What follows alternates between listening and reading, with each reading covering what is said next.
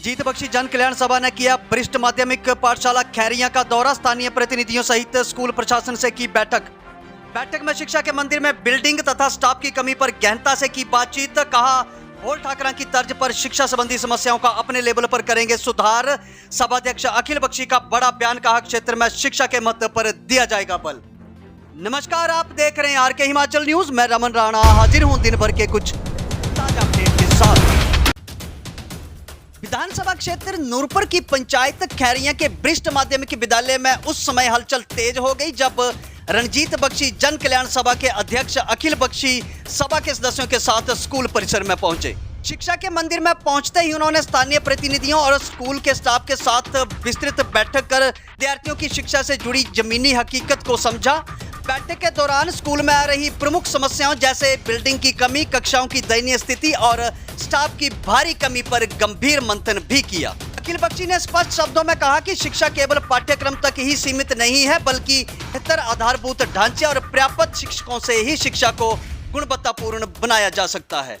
उन्होंने बताया कि जन कल्याण सभा पहले भी शिक्षा के क्षेत्र में सार्थक पहल कर चुकी है। पंचायत मिंजग्राम में सरकार की योजना के तहत भोल ठाकरा स्कूल को गोद लेकर संस्था ने वहां काया पलट करके दिखाई है। संस्था के अथक प्रयासों से न केवल स्कूल के भवन कमरों की संख्या बढ़ाई गई, बल्कि स्टाफ की कमी को देखते हुए अपनी ओर से शिक्षकों की भी नियुक्ति की गई ताकि बच्चों की पढ़ाई किसी भी हाल में प्रभावित ना हो।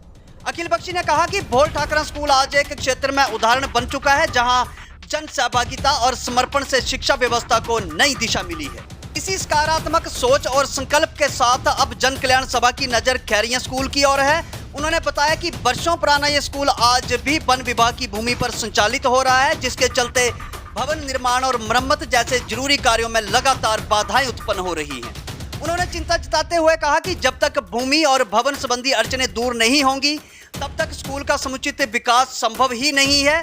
जन कल्याण सभा ने भरोसा दिलाया कि खैरिया स्कूल की समस्याओं को प्राथमिकता के आधार पर उठाया जाएगा और हर संभव प्रयास किया जाएगा ताकि क्षेत्र के बच्चों को बेहतर वातावरण और गुणवत्तापूर्ण शिक्षा मिल सके।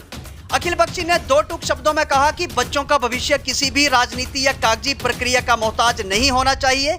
जहां जरूरत होगी वहां जन कल्याण सभा पूरी मजबूती के साथ खड़ी रहेगी। अब देखना तो ये होगा कि खैरिया स्कूल की दशा सुधारने के लिए प्रशासन और समाज किस तरह से कदम बढ़ाते हैं। जी भैया नमस्कार। यहाँ आज पंचायत खैरिया में पहुँचे हैं आप। स्कूल का भी आपने यहाँ पर दौरा किया है।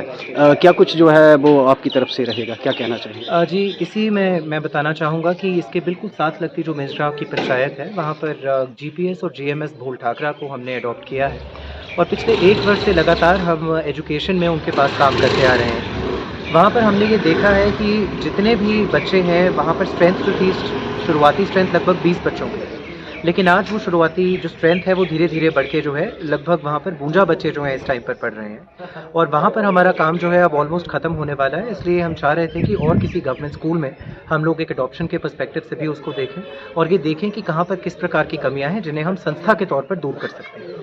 इसी कड़ी में आज हम यहाँ सीनियर सेकेंडरी स्कूल खैरिया में आए थे और यहाँ आकर जब यहाँ के जो प्रतिनिधि हैं उनसे बात हुई, स्कूल का जो स्टाफ है उनसे बात हुई, तो 2 मुख्य प्रॉब्लम्स यहाँ की निकल कर आई। सबसे पहली तो ये कि ये जो सारे का सारा स्कूल का प्रेमिसेस है ये गवर्नमेंट लैंड के ऊपर है, फॉरेस्ट लैंड के ऊपर है, जिसके कारण आप मेरे पीछे देख पा रहे होंगे जो प्राइमरी स्कूल की बिल्डिंग है 42 किड्स, 42 बच्चे यहाँ पर हैं जो यहाँ पर रहते हैं, यहाँ पर पढ़ते हैं और ये बिल्डिंग इतनी जर्जर अवस्था में है, इतनी चरमराती अवस्था में है कि ये किसी भी वक्त गिर सकती है। अगर कल को किसी प्रकार का कोई नुकसान होता है या किसी प्रकार का कोई डैमेज होता है, किसी के जीवन पर किसी प्रकार का कोई डैमेज होता है, तो अल्टीमेटली वो रिस्पॉन्सिबिलिटी किसकी है? वो रिस्पॉन्सिबिलिटी शिक्षा विभाग की है जो बच्चों को यहाँ पर बैठा रहा है, पढ़ा रहा है, या वो रिस्पॉन्सिबिलिटी फॉरेस्ट की है जिन्होंने आज तक जो ज़मीन है उस पर किसी प्रकार का काम नहीं होने दिया। दूसरी चीज़ जो हमारे यहाँ पर नॉलेज में लाई गई है वो ये है कि इस टाइम पर स्कूल में स्टाफ की काफ़ी कमी है। प्रिंसिपल जो है उन्होंने भी शायद 31 मार्च के बाद ज्वाइन करना है और जो आपके क्लरिकल लेवल का स्टाफ है, जो सुपरिटेंडेंट है, वो भी यहाँ पर नहीं है। तो आपके माध्यम से सरकारी जो हमारे नुमाइंदे हैं उनसे मेरी ये गुजारिश रहेगी